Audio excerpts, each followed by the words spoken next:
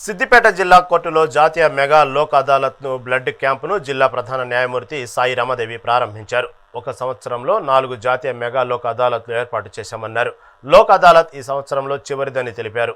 జిల్లాలోని వివిధ కోర్టులలో 14,583 కేసులు పెండింగ్లో ఉన్నాయని, వీటిలో 1,550 కేసులు జాతీయ మెగా లోక్ అదాలత్లో పరిష్కరించడం జరుగుతుందని తెలిపారు. లోక్ అదాలత్లో ఎక్కువగా చెక్ బౌన్స్ కేసులు, మనీ రికవరీ కేసులు, యాక్సిడెంట్ కేసులు పరిష్కరించడం జరుగుతుందని తెలిపారు.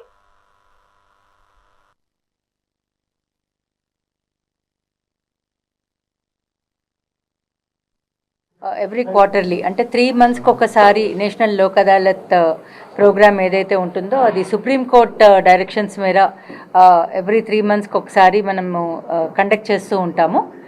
అలానే మరి ఈ సంవత్సరానికి ఆఖరి నేషనల్ లోక్ అదాలత్ ఇప్పుడు ఈరోజు మనము మన జిల్లాలో మొత్తంగా 14,583 కేసులు పెండింగ్గా ఉండగా అందులో 1,557 కేసులు ఐడెంటిఫై చేయడం జరిగింది. అందులో అన్నిట్లో కూడా మనం నోటీసెస్ ఇష్యూ చేశాము. అందులో 828 కేసుల్లో మాత్రము నోటీసెస్ సర్వ్ చేయడం జరిగింది.